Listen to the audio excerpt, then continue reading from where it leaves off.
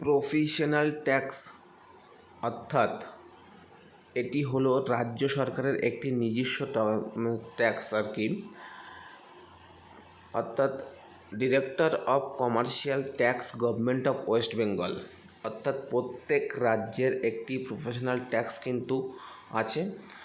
তো সেই প্রফেশনাল ট্যাক্সের যে সার্টিফিকেট, সেই সার্টিফিকেট আপনারা কিভাবে আবেদন করবেন, তাছাড়া যদি প্রফেশনাল ট্যাক্সে আপনার অ্যাড্রেস বা মোবাইল নাম্বার কিংবা আপনার যে বিজনেসের নাম ভুল হয়ে থাকে, পেমেন্ট করে ফেলেছেন, সার্টিফিকেট জেনারেটও হয়ে গেছে, সেক্ষেত্রে কিভাবে আপনারা সেটা সংশোধন করবে এই ভিডিওতে কিন্তু আমি স্পষ্ট দেখাবো। হ্যালো গাইজ, আপনারা দেখছেন নিউজ করি ইউটিউব চ্যানেল। আমার চ্যানেলে নতুন দর্শক হয়ে থাকলে প্লিজ চ্যানেলটা সাবস্ক্রাইব করবেন এবং পাশে থাকা বেল আইকনটি ক্লিক করে অল নোটিফিকেশানটি অন করে রাখবেন এরকম গুরুত্বপূর্ণ ভিডিও সবার আগে আপডেট পাওয়ার জন্য। আর একটি বিষয় যেটা না বললেই নয়, সেটি হলো আমি যে ভিডিওই দিই না কেন প্রত্যেকটা কিন্তু ওয়ার্কিং ভিডিও, কারণ আমি কিন্তু নিজে অ্যাপ্লাই করি, তারপরেই কিন্তু সেই সংক্রান্ত ভিডিওটা দেই। যদি ওয়ার্কিং হয় তাহলে কিন্তু ভিডিওটা দেই। অর্থাৎ আমার যে কটা ভিডিও দেখবেন সবই কিন্তু ওয়ার্কিং ভিডিও। আপনারা কিন্তু স্টেপ বাই স্টেপ ফলো করে আপনারা কিন্তু সেই কাজটা করে নিতে পারবেন। তো চলুন ভিডিওটি শুরু করি। মিডিয়াম বা লার্জ যে কোনো ব্যবসায়ীরা ব্যবসা করতে গেলে কিন্তু তাদের জিএসটি দরকার, আর জিএসটি অ্যাপ্লাই করতে গেলে কিন্তু প্রফেশনাল ট্যাক্সের প্রয়োজন। সব রাজ্যের ক্ষেত্রে কিন্তু প্রযোজ্য নয়, কিন্তু কিছু কিছু রাজ্যের ক্ষেত্রে কিন্তু প্রফেশনাল ট্যাক্স সার্টিফিকেট প্রযোজ্য।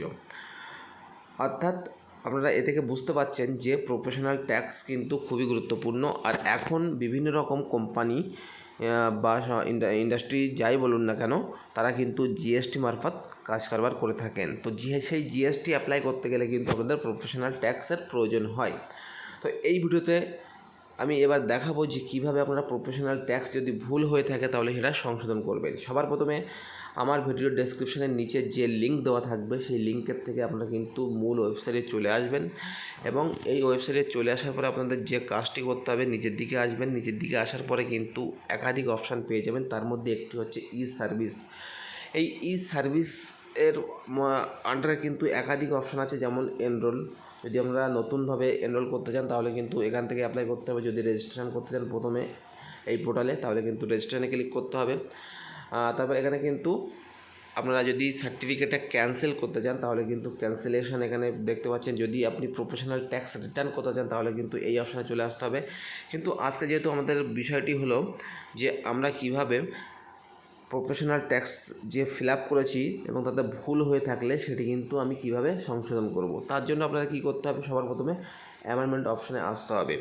তো অ্যামেন্ডমেন্ট অপশানে আসার পরে কিন্তু আপনাদের সামনে এরকম একটি ইন্টারফেস শো করবে এবং এখানে কিন্তু বলা হচ্ছে যে আপনি কি এই যে সাইটটি অন্য কোনো ব্রাউজারে আপনি কি লগ ইন করে রেখেছেন। আপনারা কিন্তু এখান থেকে ইয়েস করবেন। ইয়েস করে কিন্তু ক্লোজ অপশানে ক্লিক করলে এখানে কিন্তু 5 সেকেন্ড আপনারা ওয়েট করবেন এবং ওয়েট করার পর রিডাইরেক্ট করবে আপনাদের কিন্তু মূল ওয়েবসাইটে।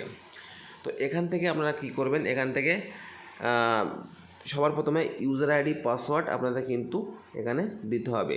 তো ইউজার আইডি কোনটা, আপনার প্রফেশনাল ট্যাক্স যে অ্যাপ্লাই করেছেন যে এনরোলমেন্ট নাম্বারটি আছে সেই নাম্বারটি কিন্তু আপনাদের ইউজার আইডি। ঠিক আছে, এটি কিন্তু মাথায় রাখবেন। অর্থাৎ কোনটা ইউজার আইডি, দেখুন এই হচ্ছে প্রফেশনাল ট্যাক্সের যে সার্টিফিকেট বা পি ট্যাক্স যাকে বলা হয়, সেই প্রফেশনাল ট্যাক্সের সার্টিফিকেট কিন্তু এরকমই দেখতে হয় এবং তার এনরোলমেন্ট নাম্বার কিন্তু এই নাম্বারটাই কিন্তু এনরোলমেন্ট নাম্বার, অর্থাৎ এই নাম্বারটাই কিন্তু আপনাদের ইউজার আইডি।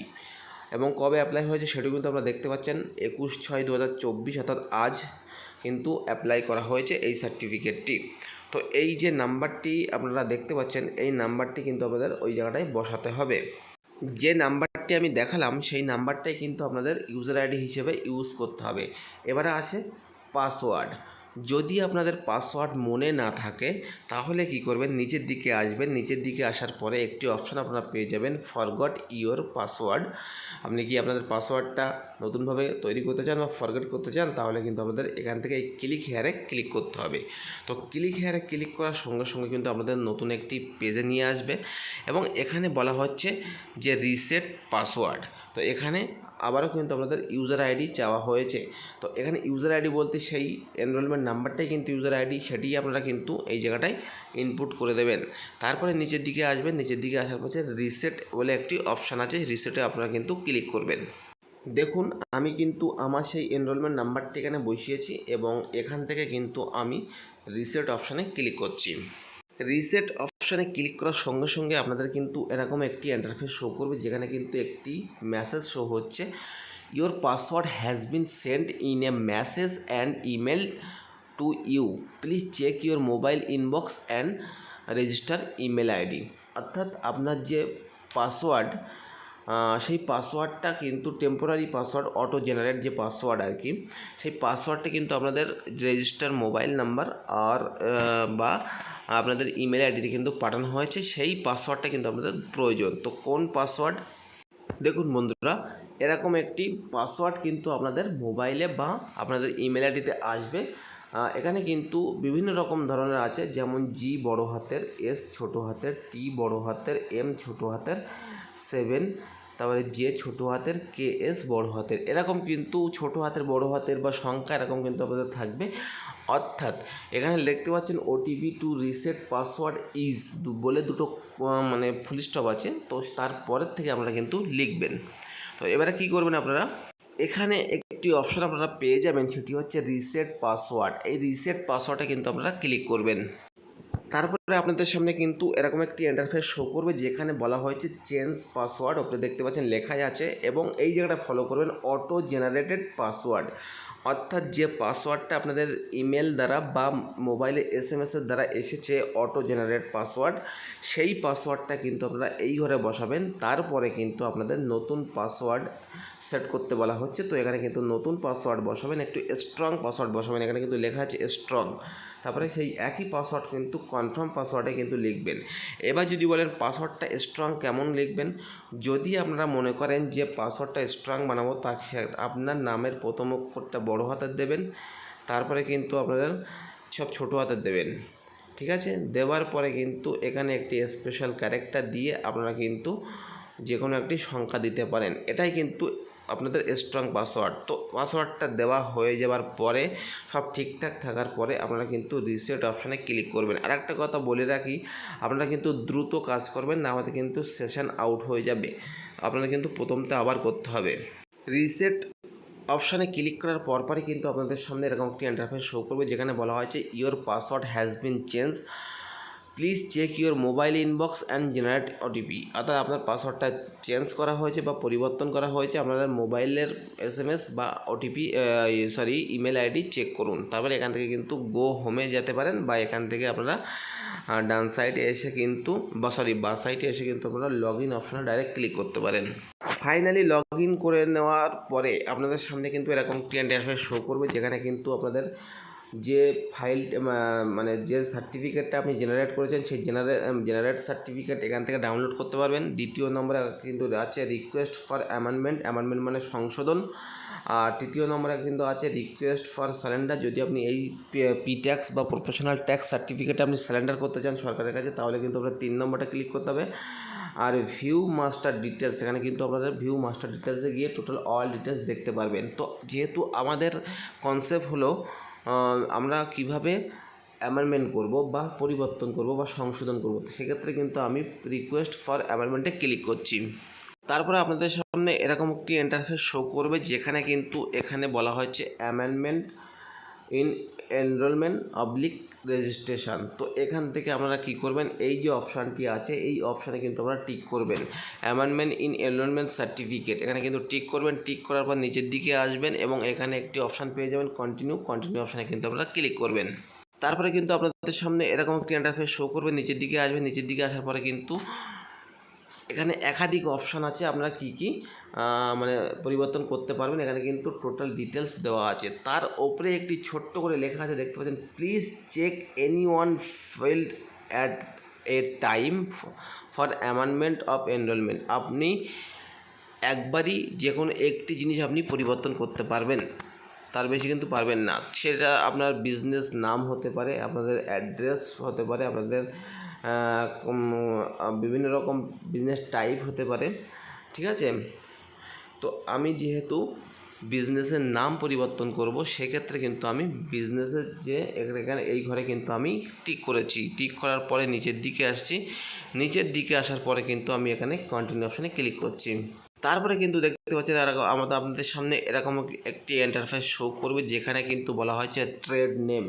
দেখতে পাচ্ছেন প্রথমে লেখা আছে trade name, existing trade name, অর্থাৎ আপনি যে ভুল বিজনেস নামটি দিয়েছিলেন সেই নামটি কিন্তু এখানে শো করবে।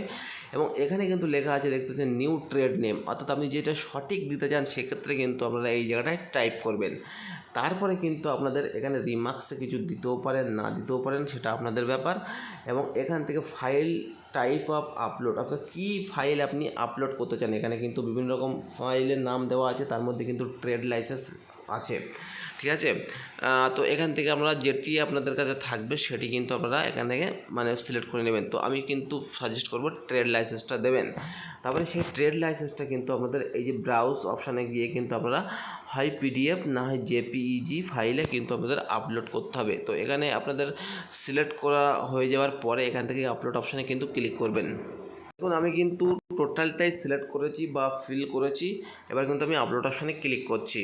আপলোড অপশানে ক্লিক করার পরপরই কিন্তু ফাইল আপলোডের সাকসেসফুল এই মেসেজটা শো করবে। তো এখান থেকে আপনারা কিন্তু কন্টিনিউ অপশানে ক্লিক করবেন।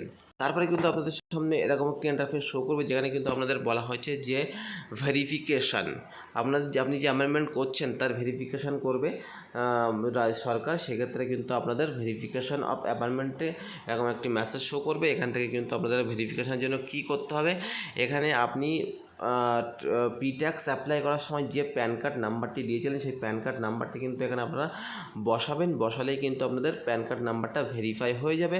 দ্বিতীয়ত আপনাদের পি ট্যাক্স অ্যাপ্লাই করার সময় যে মোবাইল নাম্বারটি রেজিস্ট্রেশন করেছিলেন সেই মোবাইল নাম্বারটা এখানে লিখবেন। লিখে কিন্তু আপনারা জেনারেট ওটিপিতে ক্লিক করবেন। এবং জেনারেট ওটিপিতে ক্লিক করার সঙ্গে সঙ্গে 4 সংখ্যার একটি ওটিপি আপনাদের কিন্তু মোবাইল নাম্বারে যাবে, রেজিস্টার মোবাইল নাম্বারে। সেই ওটিপিটা কিন্তু আপনারা এখানে বসাবেন, বসিয়ে কিন্তু ভেরিফাই ওটিপিতে ক্লিক করবেন। তারপরে কিন্তু সাবমিট অপশানে ক্লিক করবেন। দেখুন আমি কিন্তু টোটালটাই ফিল করে নিয়েছি এবং ফিল করার পরে আমি কিন্তু ভ্যালিড ওটিপিতে ক্লিক করছি। ভ্যালিড ওটিপিতে ক্লিক করার সঙ্গে সঙ্গে কিন্তু আপনাদের সামনে এরকম একটি ইন্টারফেস শো করবে, ওটিপি ইজ সাকসেসফুল ভেরিফাই, ওকে অপশানে ক্লিক করে দেবেন। তারপরে কিন্তু সাবমিট অপশানে ক্লিক করবেন। তারপরে কিন্তু অ্যাকনোলেজমেন্ট স্লিপ যেটা আপনার অ্যামেন্ডমেন্টের, সেই অ্যাকনোলেজমেন্ট স্লিপটা কিন্তু ডাউনলোড হবে, যেখানে কিন্তু অ্যামেন্ডমেন্ট রিকোয়েস্ট আইডি নাম্বার লেখা থাকবে, ডেট লেখা থাকবে, অ্যামেন্ডমেন্ট টাইপ কি আপনি অ্যামেন্ডমেন্টটা করেছেন সেটি লেখা থাকবে, এ টু জেড বিষয় কিন্তু এটি আপনাদের সামনে থাকবে। তো এটি কিন্তু অতি অবশ্যই আপনারা প্রিন্ট আউট বা পিডিএফ সেভ করে নেবেন। তারপরে কী করবেন, নিচের দিকে আসবেন। নিচের দিকে আসার পরে কিন্তু এই যে অপশানটি আছে এই অপশানে কিন্তু আপনারা ক্লিক করবেন। ক্লিক করার সঙ্গে সঙ্গে কিন্তু আপনাদের সামনে এরকম একটি ইন্টারফেস শো করবে, যেখানে কিন্তু আপনাদের যে টোটাল নামটা ঠিক হয়েছে সেই নামটা কিন্তু এখানে শো করবে। এবং এখানে জেনারেট এনরোলমেন্ট সার্টিফিকেট, মানে আগে যে সার্টিফিকেট আমি দেখালাম সেই সার্টিফিকেটটাই কিন্তু আপনাদের এখান থেকে ডাউনলোড হবে। তারপরে কিন্তু আবারও এই অপশানে চলে আসবেন। আসার পরে কিন্তু আপনাদের প্রথম যে অপশানটি আছে জেনারেট সার্টিফিকেট, এই জেনারেট সার্টিফিকেট কিন্তু আপনারা ক্লিক করবেন।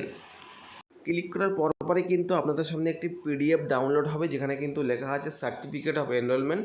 এখানে কিন্তু সেই একই নাম্বার এবং এই জায়গাটায় দেখতে পাচ্ছেন, এই জায়গাটায় কিন্তু সেই যে আপনার ট্রেডের নাম বা যে কোম্পানির নাম সেই নাম সঠিক নামটা কিন্তু এখানে শো করবে এবং টোটাল যাবতীয় বিষয় কিন্তু শো করবে। এবং এটাই কিন্তু আপনাদের সঠিক সার্টিফিকেট, এটাই কিন্তু আপনারা যত্ন করে রেখে দেবেন, কারণ যেহেতু আপনি বিজনেস করেন আপনারা কিন্তু এই যে এনরোলমেন্ট নাম্বারটা কিন্তু প্রয়োজন হবে, এটা কিন্তু আপনারা অবশ্যই মাথায় রাখবেন। তাহলে বুঝতে পারলেন যে পি ট্যাক্সের যদি আবেদনের সময় কোনো রকম ভুল ভ্রান্তি করে থাকেন তাহলে কিভাবে আপনারা সেটা সংশোধন করে নতুন সার্টিফিকেট আবার ডাউনলোড করবেন।